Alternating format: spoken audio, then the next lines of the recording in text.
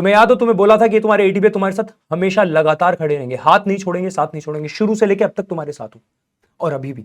तो अगले 3 दिन हम क्या करेंगे, और तुम्हें याद होगा मैंने 11 तारीख से लेकर अब तक जो भी चीजें कराई हैं, चाहे तुम्हारे सैंपल पेपर हो, मैराथन वो भी हाई वेटेज टॉपिक्स की, चाहे वो डेरिवेशन हो, चाहे कंप्लीट फिजिक्स रिवीजन हो, कॉम्पिटेंसी बेस्ड क्वेश्चन हो या 100 इंपॉर्टेंट क्वेश्चन हो, अगर तुमने इनमें से कुछ भी नहीं किया तो भी मैं तुम्हारा साथ दूंगा, बिल्कुल दूंगा।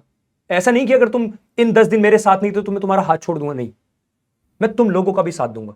बस ये 3 दिन मुझे दे देना, और इन 3 दिन के अंदर जो जो मैं बातें बोलूं, जो जो मैं कराऊं, उन पे एक एक पे बहुत ध्यान से गौर करना।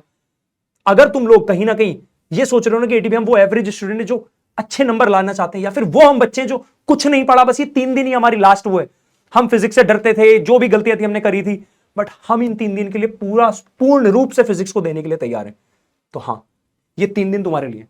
पहले दिन कंप्लीट फिजिक्स, वो भी डिटेल में विद पीवाईक्यूज टॉपिक वाइज मैं तुम्हें कराने वाला हूं। कौन सी तारीख को अभी बता देता हूं, यानी 18 तारीख को अभी बता देता हूं। हाई स्कोरिंग सेकंड बुक में मॉडर्न फिजिक्स यानी तुम्हारा dual nature, atoms and nuclear, semiconductor chapter बहुत ज्यादा स्कोरिंग चैप्टर्स हैं, ज्यादा हार्ड पेपर नहीं है, छोटे छोटे टॉपिक्स हैं, तो इनसे तुम्हें सीधे नंबर मिल जाते हैं। ये मैं तुम्हें कराना है 19 को, और 20 सुबह 4 बजे तो मिलेंगे, है ना। तो first day 18 Feb complete physics marathon, वो भी डिटेल्ड विद इंपॉर्टेंट क्वेश्चंस।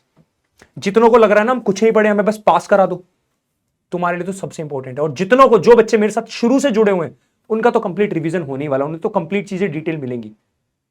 ये मैराथन तुम्हारे लिए काफी है। इसके बाद मैं सिर्फ ये 18 फेब को 5 PM मिलूंगा, 5 PM फिजिकल का पेपर जैसे ही तुम देके आओगे। अगले दिन 19 को तुम्हें मिलने वाला हूं मैं मॉडर्न फिजिक्स के साथ, जो तुम्हारी सेकंड बुक है। उस दिन हमें सेल्फ स्टडी पर ध्यान देना और दिमाग को रिलैक्स भी करना है। और मैं एक बात बोलूं, खुद पर भरोसा मत खोना, मैं हमेशा शुरुआत से ही बात बोलता हूं, गिव अप बिल्कुल नहीं करना है, लास्ट तक डटे रहेंगे, और तुम्हारे साथ मैं खड़ा हूं। जब भी कोई दिक्कत परेशानी है ना, मुझे पाओगे वहां तुम, उस परेशानी के आगे। बस तुम हार मत मानना। 3 सिंपल स्टेप्स, कंप्लीट सिलेबस कर लो, पीवाईक्यू लगा लो, मॉक लगाने के बाद पेपर प्रेजेंटेशन पर ध्यान दे देना, नंबर आ जाएंगे। यही बोलता है ना हर कोई, पर रियलिटी ये नहीं है।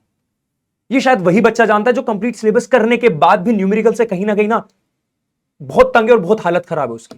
मैं तुम्हारी यहां कमियां गिनवाने नहीं आया, मैं ये नहीं बताना है कि तुम कंसिस्टेंट थे नहीं थे, तुमने पूरे साल पढ़ा नहीं पढ़ा, कोई फर्क नहीं पड़ता।